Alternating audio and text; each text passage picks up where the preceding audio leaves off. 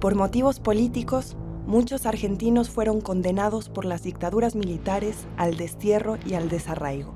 Frente a la adversidad, se impuso la hermandad de otros pueblos, la esperanza, nuevos lazos y oportunidades para desarrollar sus capacidades y talentos. México ofreció refugio a miles de argentinos que con el tiempo se reconocen en una doble lealtad. A ellos se les llama los Argenmex.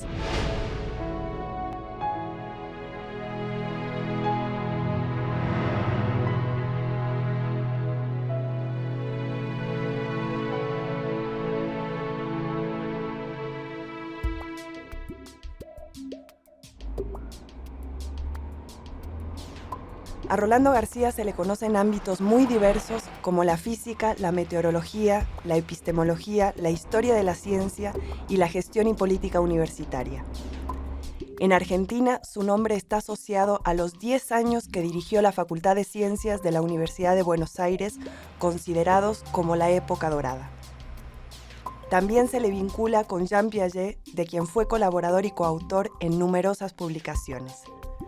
Radicado en México desde 1980, es investigador de la Universidad Nacional Autónoma de México. El Centro de Investigaciones Interdisciplinarias en Ciencias y Humanidades de la Universidad Nacional Autónoma de México otorga el presente reconocimiento al Dr. Rolando García Butic por su valiosa contribución a la investigación interdisciplinaria, por sus aportaciones originales en los campos de la epistemología constructivista, la historia de la ciencia y la teoría de los sistemas complejos, así como por la formación de jóvenes investigadores en México y América Latina. Muchas gracias.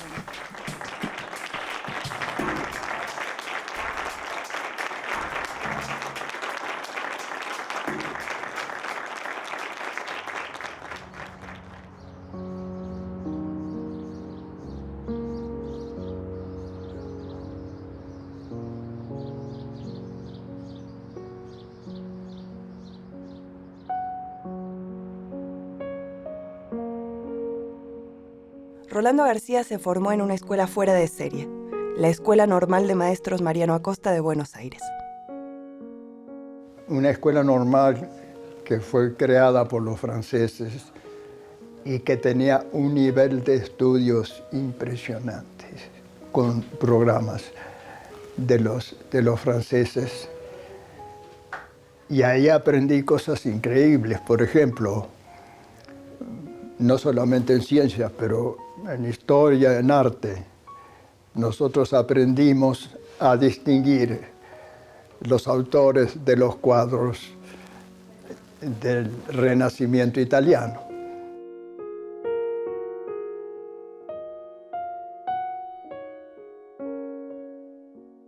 Bueno, ahí fue donde encontré al profesor Fatone, que nos dio un curso de psicología, pero una psicología no conductista, sino una psicología muy metida en la concepción del hombre.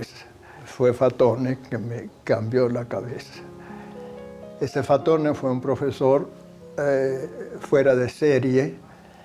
Él era especialista en filosofía oriental, prácticamente filosofía hindú. Efectivamente, él me daba para leer y por ahí me dice, bueno, si quieres leer una obra fundamental que cambió la historia de la filosofía, me dio la crítica de la razón pura de Kant.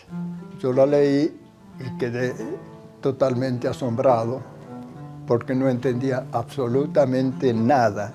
Y me dice, mire, lo que pasa es que a usted lo que le interesa no es la filosofía sino el aire.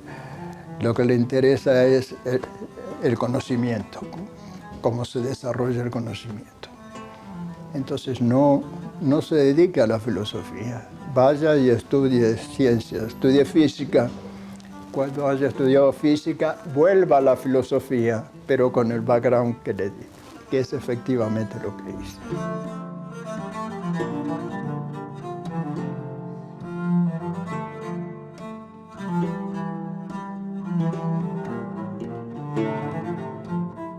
Era estudiante de la licenciatura y en una situación políticamente muy difícil, yo pensaba que me iban a dejar cesante, porque fue cuando se implantó la enseñanza religiosa en las escuelas.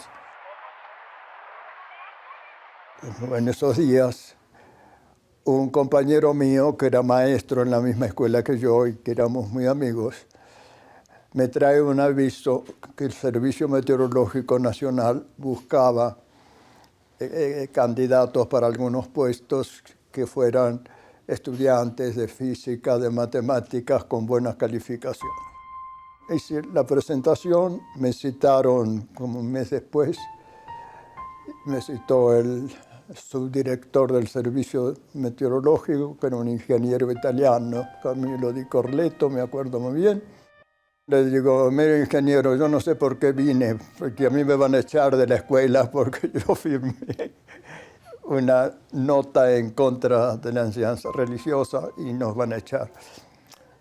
Y se puso muy serio y me dijo, esta es una institución técnica, científica, ¿cómo habla usted de esas cosas? Aquí eso no va a funcionar. Pero 1 o 2 semanas recibo una nota para presentarme y ahí me nombran en el servicio meteorológico.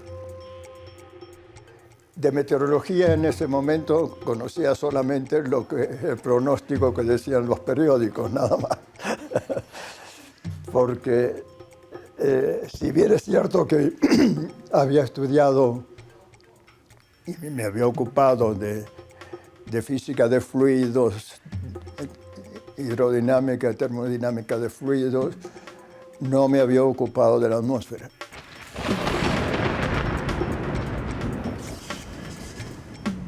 Estando allí se abre, no sé de qué manera, unas vacantes o cargos que crearon.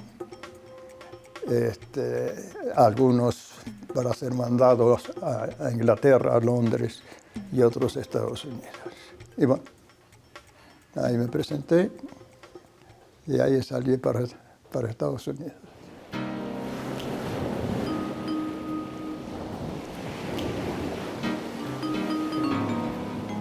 Yo fui a Chicago directamente porque ahí había el número 1 de los meteorólogos entonces que descubrió las ondas en la atmósfera que hoy se llaman ondas de Rossby, el nombre de él.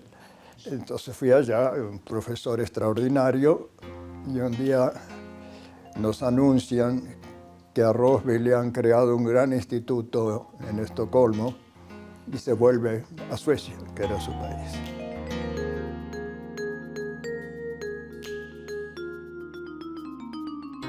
Pedí autorización para trasladarme a Los Ángeles y allí había 2 grandes meteorólogos, un meteorólogo teórico, Holmborn, que fue mi maestro y mi director de tesis, y otro Bjerknes, que era el hijo del que había descubierto los frentes.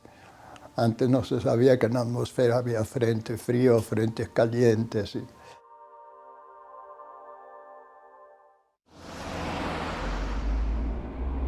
Rolando García terminó su doctorado en la Universidad de California. Volvió a la Argentina poco tiempo después del golpe militar contra Perón en 1955.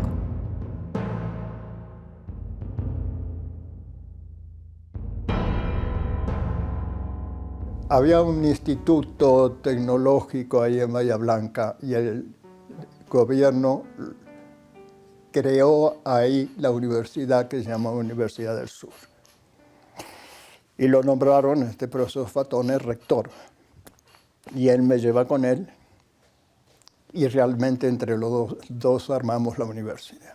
Realmente se trataba de organizar de nuevo toda la universidad.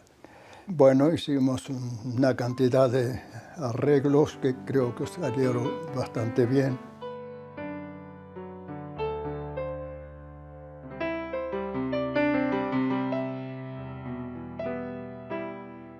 La gestión de Rolando García en la Universidad del Sur fue interrumpida por un insólito llamado del Ministerio de Defensa.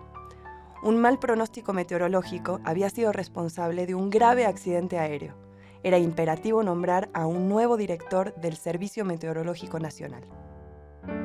Bueno, ¿usted se haría cargo? Le digo, no. ¿Por qué no se haría cargo? Le digo, mire, porque sería dentro de la Fuerza Aérea. Y con los militares, el militar de más baja graduación, un cabo, le da órdenes a cualquier civil que esté allí. Y yo no recibo órdenes de militares. Si usted se hiciera cargo del servicio meteorológico y recibiera instrucciones solamente del ministro y de nadie más, ahí dije, bueno, esas son muchas concesiones. Entonces digo, bueno, en esas condiciones sí. Y bueno, fui y empezamos a organizar la parte de aeronáutica.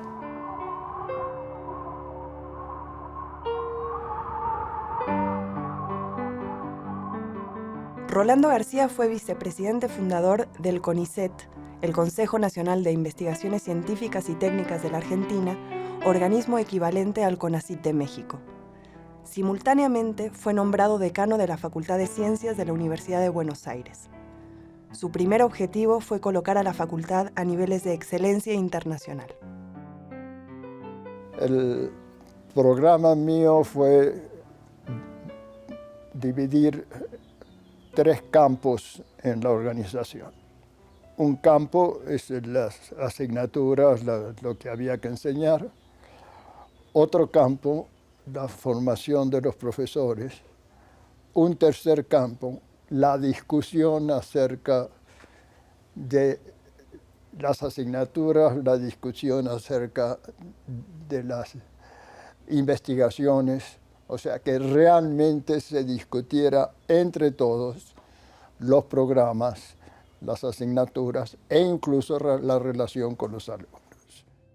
Con esa gente fue que empezamos el desarrollo de la ciencia en la universidad, porque venían con muy buena formación de distintas facultades. Los becarios necesitaban laboratorios y equipos sofisticados para seguir investigando a su regreso al país y poder formar nuevos estudiantes. Paralelamente a este reequipamiento, comenzó la construcción de la ciudad universitaria. El primer edificio sería el de la Facultad de Ciencias. Previendo posibles ataques, Rolando García diseñó sus propios métodos de transparencia para la gestión de los fondos asignados. Cuando recibo ese crédito para armar la ciudad universitaria, digo, bueno, esta es una suma grande de dinero, me van a poner todas las trampas para tratar de demostrar que yo malgasto el dinero, etc. Fui al departamento de química orgánica, todavía había un profesor de extrema derecha de la derecha del catolicismo. Y lo llamo. ¿Usted conoce a alguien que tenga experiencia en edificios? Él se quedó azorado porque él era enemigo mío de la extrema derecha. Bueno, sí, yo conozco un ingeniero que ha construido esto y esto. Llámelo que venga a hablar conmigo. Bueno, vino el ingeniero muy azorado también. Le pido los antecedentes muy buenos y le digo, bueno, mire, ¿usted aceptaría ser administrador de los fondos para la creación universitaria? Se quedó así helado porque era un enemigo, yo era un enemigo político. Y dijo, bueno, sí, claro. Le digo, bueno, mire, yo lo voy a nombrar a usted como administrador de los fondos. Y yo no voy a firmar ningún papel que no tenga su firma primero. El Partido Comunista me hizo un poco la guerra por los subsidios, un poco bastante, porque no se daba cuenta a dónde iba y pensaba que yo me entregaba a las fundaciones norteamericanas. La otra guerra era de la derecha católica fundamentalmente, y por eso alguna vez dije en una reunión, a mí me critica la izquierda y la derecha. La izquierda porque no comprende lo que quiero hacer. La derecha porque sí comprende lo que quiero hacer. En agosto de 1966, una ley del gobierno militar puso fin a la autonomía universitaria. La resistencia se concentró principalmente en la Facultad de Ciencias, que terminó siendo desalojada por la fuerza en lo que hoy se conoce como la Noche de los Bastones Largos. Cuando fue la intervención por el ejército de la facultad, bueno, que la facultad hizo obra queda demostrado porque el ejército atacó a la Facultad de Ciencias y no a las otras facultades. O sea, les molestábamos mucho. Y realmente la Noche de Bastones Largos fue contra nosotros.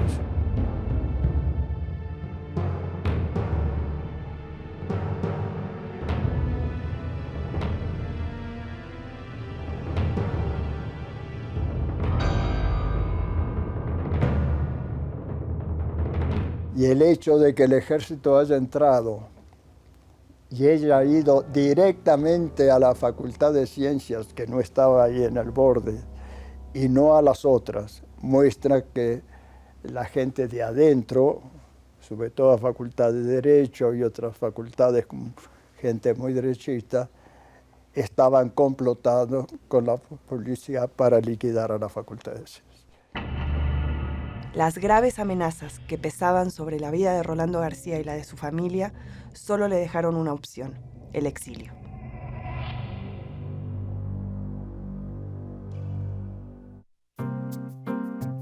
Rolando García había colaborado en diversas misiones científicas de la Organización de las Naciones Unidas. Eso le permitió exiliarse en Ginebra, donde fue nombrado director del primer programa de observación global de la atmósfera, el GARP.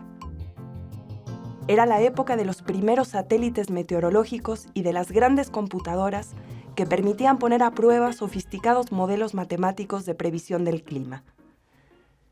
Pero también era la época de las grandes hambrunas en Asia y en África. Los cambios climáticos parecían ser los responsables de grandes sequías. La Academia de Ciencias de Estados Unidos lanzó una proclama diciendo: debido a condiciones desfavorables del tiempo, se han producido enormes sequías y hay 1 millón de muertos.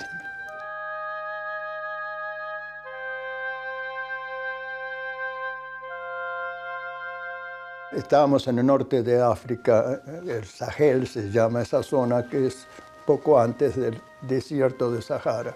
Es semiárida, no totalmente árida. Y alguien me dijo: el ejército francés, que era el ejército de ocupación, ha estado tomando información meteorológica. Me puse a estudiar eso porque ese era el material rico y ahí quedó claro que no había habido cambio de clima. El clima se había mantenido estabilizado.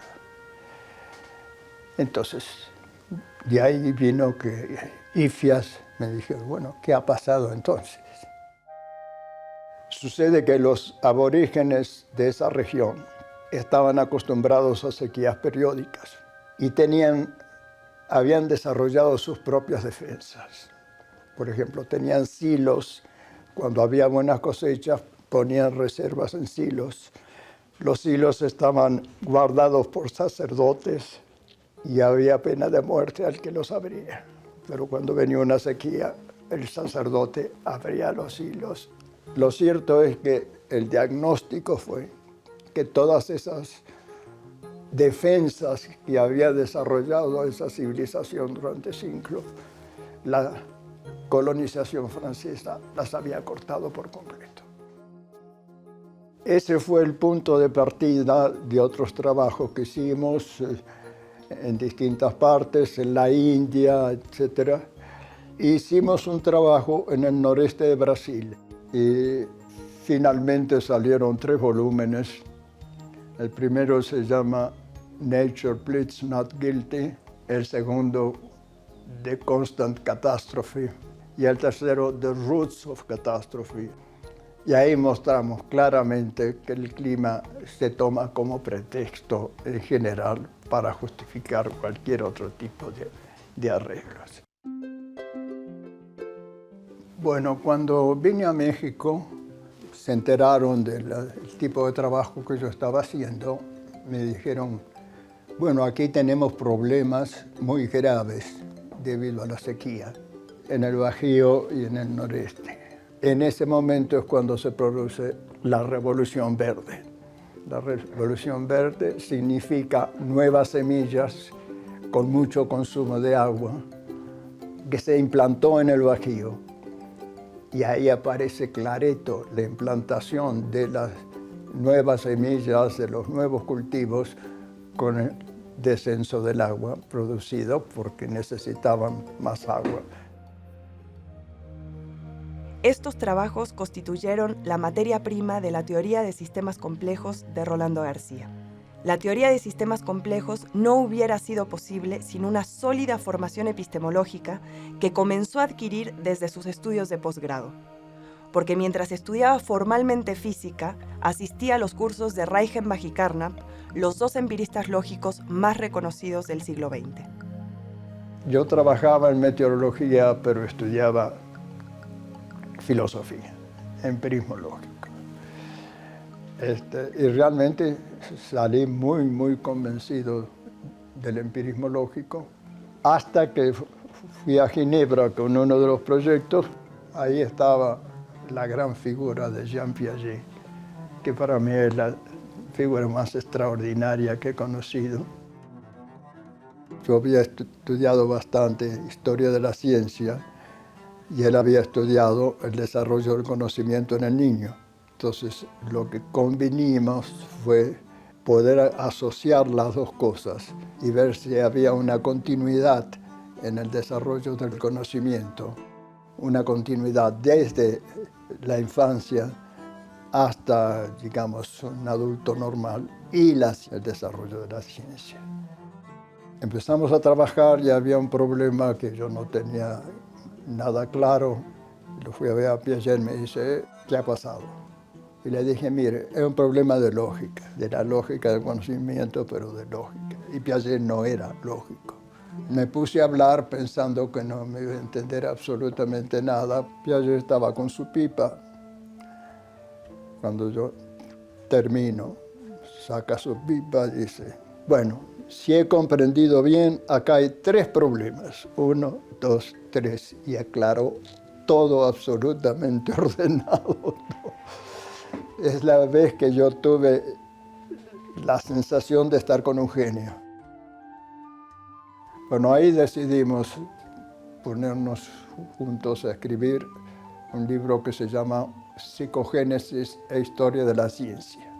Ese libro lo publicamos simultáneamente en francés y en español y luego se tradujo a 8 idiomas, incluido el chino y el japonés.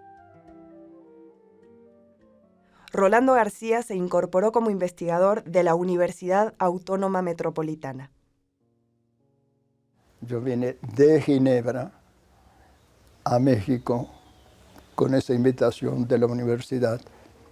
Y cuando estaba por terminar el año, Bojalil me dice, ¿qué te parece México? ¿Te gusta? Sí, mucho. Y a tu familia también. ¿Por qué no te quedas? Bueno, ¿y cómo? ¿Estás de acuerdo en quedarte? Yo me ocupo. Y saco un nombramiento mío en la UAM Xochimilco. México me cautivó. El territorio tiene los espectáculos más maravillosos, las culturas autóctonas siempre a mí me han parecido una riqueza extraordinaria, cosa que en la Argentina no existe para nada. La Argentina resolvió por completo el problema de los indios, los mató a todos. Hubo expediciones especiales a la Patagonia a matar indios para quedarse con el territorio. Esa es la historia de la Argentina.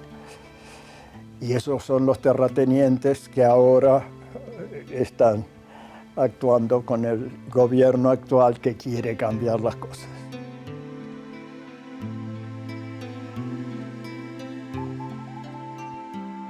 En la UAM y luego en el Centro de Investigaciones y Estudios Avanzados del Instituto Politécnico Nacional, Rolando García desarrolló la metodología para la investigación interdisciplinaria de los sistemas complejos. Don Pablo González Casanova, ex rector de la Universidad Nacional Autónoma de México, lo invitó a incorporarse a la UNAM. Don Pablo, que lo había encontrado en alguna reunión, me invitó a dar una conferencia aquí, que le gustó muchísimo, hizo un elogio así superlativo, que era la mejor conferencia que lo había escuchado, qué sé yo. Y bueno, al terminar la conferencia me dice, ¿por qué no te quedas en la? Digo, bueno, estoy ahora en el CIMESTAP. ¿Qué vas a hacer en el CIMESTAP? ¿Por qué no vienes a la UNAM? Otra universidad como esta en el mundo no hay. No hay. Con las facilidades para trabajar, con la libertad absoluta, con los estímulos que hay, con el hecho de que yo tengo 90 años, nadie me habla de retiro, nadie me habla de jubilación, tengo todas las mismas prerrogativas de los profesores jóvenes. En ninguna parte del mundo estaría así, en ninguna parte.